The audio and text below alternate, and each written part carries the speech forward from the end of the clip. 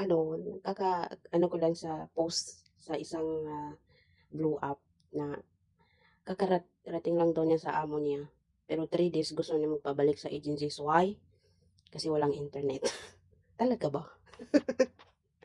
So, ayun, iba na talagang mga ano ngayon, parang konting ano lang, ano na sila, reklamo na sila. Parang gusto nila yung perfect na mapuntahan nilang amo, wala ng sablay. Mga te, mag-taste naman kayo. Anong kinuha natin dito? Magtrabaho. Kasi gusto natin ng pera para masahuran tayo. Hindi yung pupunta ka dito para mag-cellphone. Internet talaga yung purpose mo. Yung inano mo talaga. Grabe. Sobrang ano na yung ano ngayon. Anong tawag doon? Hindi na hindi na matiisin ng mga OFW, lalo na yung mga first timer. Dahil sa nakikita niya sa social media na ano, konting aberya lang sumbong agad, walang tiisan, konting sablay lang ayaw na agad, 'di ba? Hindi na wala na yung patient ba, 'di ba? Ang ano lang talaga natandaan ko na sinabi ng agencies ko dati nung first timer ako, ang tinatanggap lang nila na makakabalik sa agencies is yung reklamo na about sa sahod, hindi ka pinapakain, sinasaktan ka, minomolesta ka, binabastos ka. Yun lang yung pero ngayon talaga magpapauwi ka ng agencies, babalik ka kasi hindi ka wala kang internet, ikakasabak mo pa lang doon sa bahay nila. Kailangan naman internet na agad yung iano nila sa'yo. Tapos may isa na naman ako nakitang post na gusto nga daw niya magpauwi kahit di pa tapos yung kontrata niya kasi may problema sa pamilya niya. Guys, kaya nga laging sinasabi, huwag kayong mag-abroad kapag hindi pa buo yung loob niyo.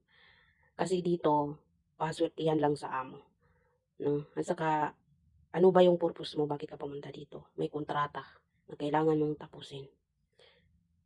Kahit kahit ano pang mangyari sa pamilya mo sa Pilipinas, hindi ka makakauwi kung nakuha mong amo is talagang may ugali din. Hindi ka talaga pauwiin. Minsan kahit tapos yung kontrata mo, ikaw pa yung pabibili ng ticket mo, 'di ba?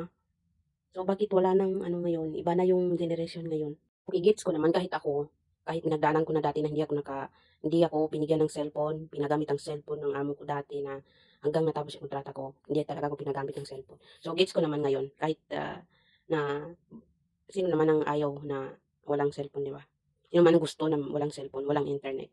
Pero sana magtiis naman yung parang kasi kapag mga 1 week, pwede ka na mag-ano na, gusto kong tumawag sa pamilya ko, 'di ba? Hindi yung 3 days ka pa lang, hindi ka internet na agad yung hinahanap ng utak mo, 'di ba? Gets ko naman yung gusto mo makausap ang pamilya mo, update sa pamilya mo, pero mag-antay naman kayo, 'di ba? Hindi yung yun lang yung internet lang magpapauwi ka sa agency, 'di ba?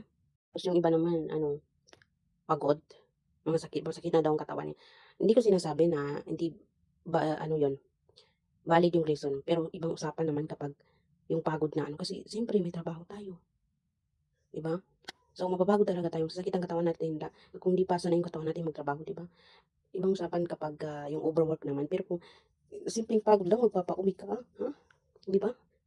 Masakit lang yung ngipin mo, masakit lang yung tiyan mo, nangati lang yung kamay mo, magpapauwi ka na. Gusto mo ng umuwi ng Pilipinas, hindi lang sa agency, gusto mo bang magpauwi ng Pilipinas? Isipin mo yung binayaran ka, nabili ka na, 'di ba, once na nabili ka na ng amo, naka-sign ka ng kontrata, kailangan mo talaga obligasyon mong tapusin ang kontrata mo.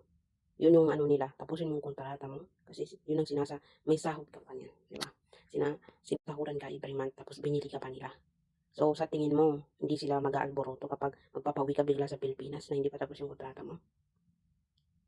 Kaya may mga ibang amo na sobrang kasi sila common sense naman. Na, ilang libo yung binili sa'yo tapos every month may sahod ka tapos di mo tatapos yung kontrata mo, 'di ba? So, common sense. Ang obligasyon mong tapusin ang kontrata mo, magtrabaho ka ng maayos. Kung overwork ka, mag-complain ka, may karapatan ka din bilang katulong, bilang tao na lang.